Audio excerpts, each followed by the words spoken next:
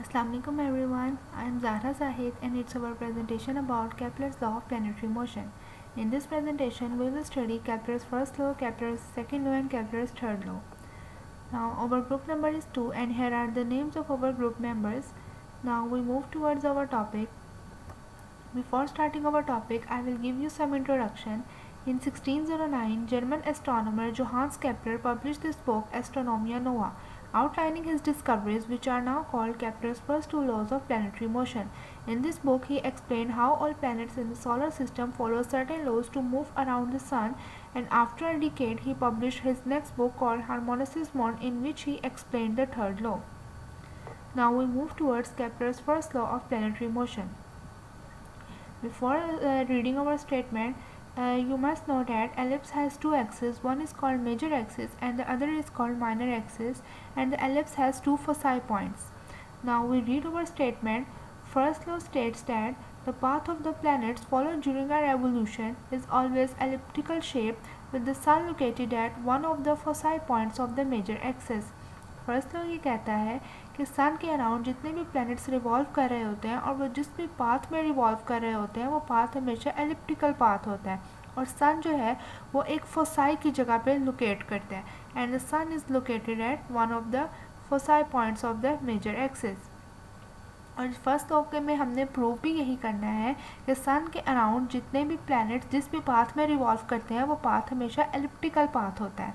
ठीक है, अब फर्स्ट लॉ के प्रूफ की तरफ जाते हैं. तो फर्स्ट लॉ के प्रूफ का एक जनरल ओवरव्यू ये है कि सबसे पहले हम एक general equation of conic drive करेंगे. उसमें ई की वैल्यू एसेंट्रिसिटी की वैल्यू निकालेंगे. अगर वो लेस देन ज़ीरो आई तो हम कहेंगे कि पाथ जो है वो एलिप्टिकल पाथ है जिसमें प्लैनेट्स रिवॉल्व कर रहे हैं, क्योंकि एलिप्स की एसेंट्रिसिटी लेस देन ज़ीरो ही होती है. प्रूफ स्टार्ट करते हैं. हमने लेट कैपिटल एम किया है मास ऑफ सन और small M mass of planet. According to Newton second law F is equal to G M M over are square. इसका equation 1 कह दिया. We know that differential equation of orbit is, differential equation orbit की होती है F over M is equal to H square you square bracket में U plus D square you over D theta का square. अब यहाँ m divide हो रहा है, वहाँ जाके मल्टीप्लाई हो जाएगा. तो f is equal to m H square you square bracket में u plus D square you over D theta का स्क्वायर. इसको इक्वेशन 2 कह दिया. अब एक f की वैल्यू ये है और एक f की वैल्यू ये है. अब कंपेयर करेंगे इक्वेशन 1 एंड 2 को. तो M H square U plus D square you over D theta का square is equal to G M M over are square. अब ये स्मॉल एम से कैंसिल हो गया और बाकी सारी इक्वेशन नीचे एज इट इज़ लिखी है, बस 1 ओवर आर स्क्वायर की जगह पे यू स्क्वायर आ गया, क्योंकि 1 ओवर आर स्क्वायर जो है वो यू स्क्वायर के इक्वल होता है. 1 over are square is equal to u square. और अब ये यू स्क्वायर और ये यू स्क्वायर भी आपस में एक दूसरे से कैंसिल हो जाएंगे और इक्वेशन बच जाएगी एच स्क्वायर ब्रैकेट में U plus D square you over D theta का square is equal to G M. अब यहाँ पे एच स्क्वायर मल्टीप्लाई हो रहा है, वहाँ जाके डिवाइड हो जाएगा. तो U plus D square you over D theta का square is equal to G M over H square. अब जी एम यहाँ पे कांस्टेंट है, G M is equal to constant, और उसको हम कांस्टेंट को किसी भी से भी चीज़ से रिप्रेजेंट कर सकते हैं. हमने यहाँ पे म्यू से रिप्रेजेंट किया है. U plus D square you over D theta का square is equal to mu over H square. ठीक है, अब नेक्स्ट स्टेप में म्यू ओवर एच स्क्वायर इधर प्लस हो रहा था, सिर्फ इधर हम इज इक्वल टू के साइड पे माइनस हो गया. D square you over D theta का square plus you minus mu over H square is equal to 0. इसको इक्वेशन 3 कह दिया. अब इक्वेशन 3 में जो D square you over D theta का स्क्वायर है ये चीज़ है, इसको हम इस तरह भी लिख सकते हैं कि ये D square over D theta का square is equal to U minus mu over H square. इसको इसके इक्वल भी लिख सकते हैं, क्योंकि इसका डेरिवेटिव u के साथ लेंगे तो D square you over D theta का स्क्वायर ही आ जाएगा, और जब इसका derivative mu over H square के साथ लेंगे तो ये कांस्टेंट है तो 0 आ जाएगा. तो ये चीज़ इसके इक्वल भी है d square you over D theta का स्क्वायर. तो हम इक्वेशन 3 में इसकी जगह पे d square you over d square you over D theta की जगह ये पुट करेंगे तो आ जाएगा d square over D theta का स्क्वायर ब्रैकेट में u minus mu over H square plus you minus mu over H square is equal to 0. अब इसमें u minus mu over H square यहाँ पे किसके इक्वल है, c cos theta minus theta note. अब theta note यहाँ पे constant है तो इसकी जगह पे 0 आ जाएगा, तो बन जाएगा u minus mu over H square is equal to c cos theta. अब नेक्स्ट स्टेप में म्यू ओवर एच स्केयर उधर जाके पॉजिटिव हो जाएगा, u is equal to mu over h square plus c cos theta. अब इसमें u जो है वो 1 ओवर आर के इक्वल होता है, u और r एक दूसरे के रेसिप्रोकल होते हैं, u is equal to 1 over r होता है और r is equal to 1 over u। तो यहाँ पे u किसके इक्वल आ जाएगा, 1 ओवर r के। तो u की जगह पे हमने लिखा है 1 over r is equal to, बाकी सारा ऐसे ही है, 1 over r is equal to mu over h square plus c cos theta. अब इसको इक्वेशन 4 कह दिया। अब मल्टीप्लाई किया, multiply both sides by h square over mu. अब इस इक्वेशन को मल्टीप्लाई किया है एच स्केयर ओवर म्यू से, तो 1 ओवर आर को भी मल्टीप्लाई किया एच स्केयर ओवर म्यू से, और म्यू ओवर एच स्केयर को मल्टीप्लाई करेंगे एच स्केयर ओवर म्यू से तो 1 आ जाएगा, और सी कॉस थीटा को मल्टीप्लाई करेंगे एच स्केयर ओवर म्यू से तो आ जाएगा c h square over mu cos theta. अब ये एच स्केयर ओवर म्यू नीचे यहाँ आर इनके डिवाइड हो जाएगा, h square over mu over r और 1 plus c h square over mu cos theta. इसको हमने कह दिया इक्वेशन 5। नाउ अब हम इक्वेशन 5 को कंपेयर करेंगे। Compare equation 5 with general equation of conics l over r is equal to 1 plus e cos theta. Equation 5 को हम इस इक्वेशन से कंपेयर करें तो पीछे आप देखें यहाँ पे इक्वेशन 5 में था एच स्क्वायर ओवर म्यू, इसकी जगह पे एल है, तो यानी एल की जगह एल किसके इक्वल आ गया, एच स्क्वायर ओवर म्यू के, और इसकी जगह पे ई था जनरल इक्वेशन में, तो ई किसके इक्वल आ गया, c h square over mu के। तो वही चीज़ हमने लिखी है। कंपेयर करने के बाद हमारे पास आया l is equal to H square over mu, इसको हम कहते हैं लेटेस्ट रेक्टम, और e is equal to c h square over mu, इसको हम कहते हैं एसेंट्रिसिटी। सो हमारे पास इक्वेशन 5 क्या बन जाएगी कंपेयर करने के बाद, l over r is equal to 1 plus e cos theta. इसको हम कहते हैं general equation of conics. This equation is called general equation of conics. अब इसमें ई की वैल्यू हमें फॉर्मूला दिया होता है, e is equal to under root 1 plus e 2 e h square over mu square. अब इसमें देखें जो ई की वैल्यू है ये एनर्जी, एलिप्टिकल ऑर्बिट में एनर्जी ई जो है वो नेगेटिव होता है। जब एनर्जी ई नेगेटिव होगा तो जब हम इसको सॉल्व करेंगे तो ई की वैल्यू स्मॉल ई एसेंट्रिसिटी की वैल्यू लेस देन ज़ीरो आएगी। तो जब एसेंट्रिसिटी लेस देन ज़ीरो हो तो हमारे पास पाथ क्या होता है, एलिप्स का, क्योंकि एलिप्स की एसेंट्रिसिटी लेस देन ज़ीरो होती है। तो हमारे पास ये प्रूव हो गया कि if e is equal to zero the path of the planets follow during our evolution is always elliptical shape with the sun located at one of the foci point. Okay, now we move towards Kepler's second law of planetary motion. Before reading this statement, we can understand the second law by diagram. Explanation is the line appearing from Sun to the planet is called radius vector, and when the planet moves from position P1 to position P2 in a certain interval of time, the position of the radius vector is also changed, and it covers some area denoted by A2. Now when the planet moves in the opposite direction and moves from position P3 to P4 in the same interval of time, and the area covered by the radius vector is denoted by A2, as you can see by the diagram. And by Kepler's law, the area A1 is equal to area A2 in equal interval of time. Okay, अब now we read the statement. The radius vector drawn from the sun to the planet sweeps out equal area in equal time. Second law ये कहता है कि जो radius vector से जहाँ पे भी एलिप्स में रेडियस वेक्टर ड्रॉ किया गया है वहाँ इक्वल, जहाँ पे भी ड्रॉ होगा वहाँ पे इक्वल एरिया और इक्वल टाइम में रेडियस वेक्टर से वो रेडियस वेक्टर का इक्वल एरिया और इक्वल टाइम होगा। अब हमने प्रूव भी यही करना है कि rate of change of area with respect to time is constant.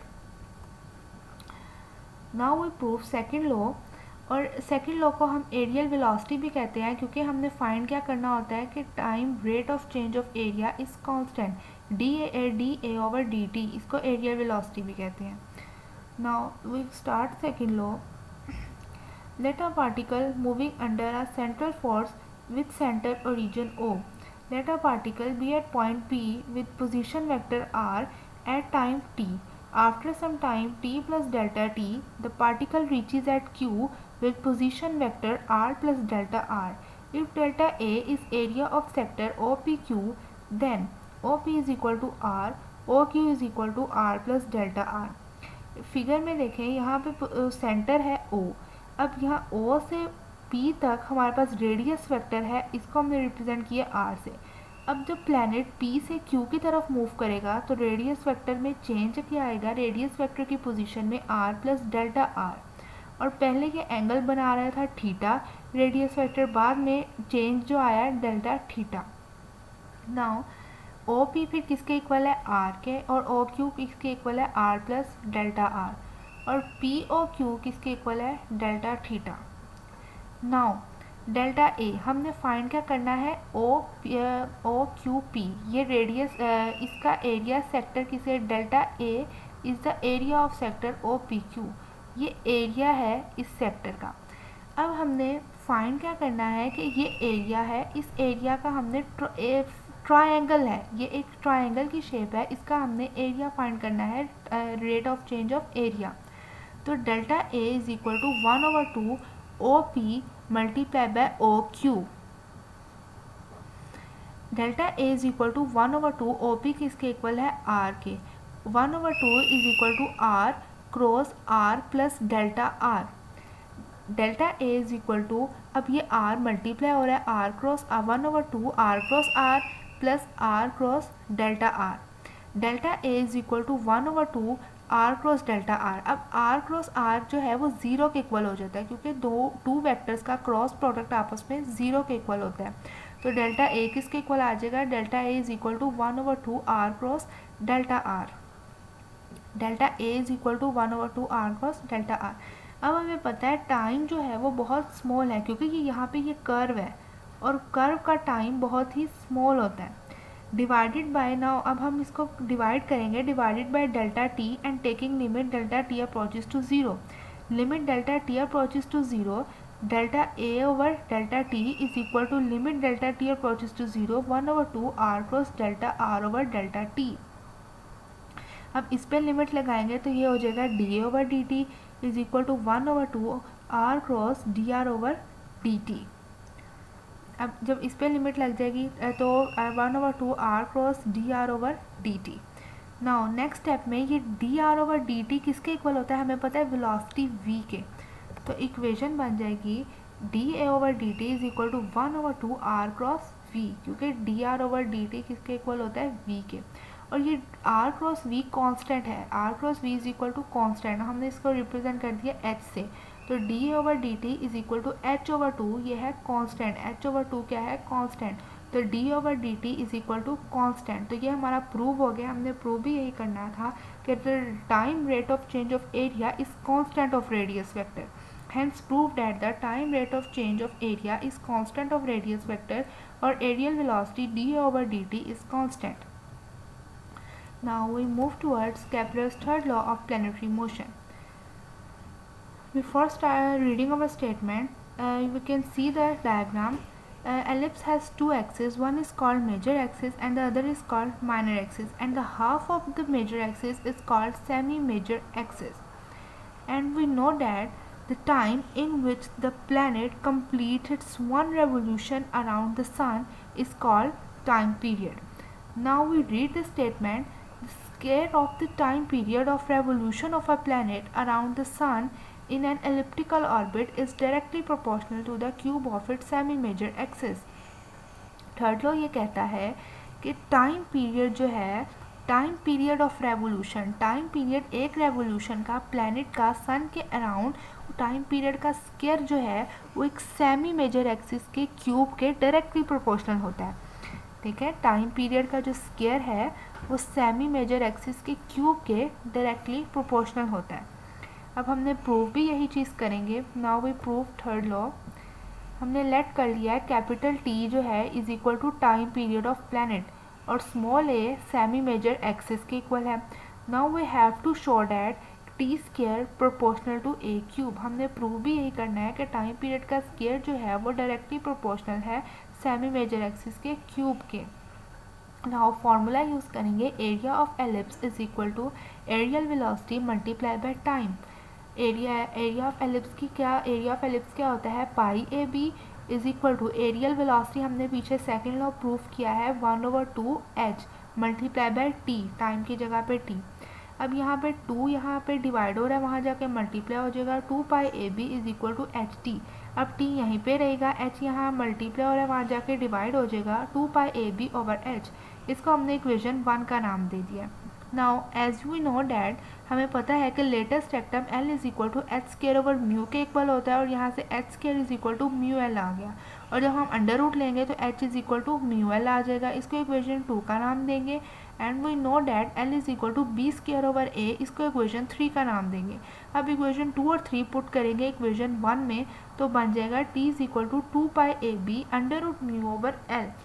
ठीक है, अब इस L की जगह पे भी हम इक्वेशन 3 पुट करेंगे। L भी किसके इक्वल है, बी स्केयर ओवर ए के, यहाँ पे वो भी पुट करेंगे नेक्स्ट स्टेप में। तो T is equal to 2πab under root mu over B square over A. अब नेक्स्ट स्टेप में ये बी स्केयर अंडर रूट से कट जाएगा, तो T is equal to 2πab under root mu B over under root A.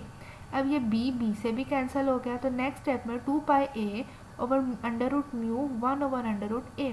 अब जब under root ए की power ऊपर ए के साथ न्यूमिनेटर में ए के साथ ऐड होगी, तो इक्वेशन बन जाएगी T is equal to 2πa power 3/2 over under root mu. Next step में ये 2π ओवर अंडर रूट म्यू को हमने सेपरेट लिखा है क्योंकि ये कांस्टेंट है। T is equal to 2π over under root mu a की पावर 3/2। ये 2π over under root mu constant है, तो इक्वेशन बन जाएगी T is equal to constant dot a 3/2।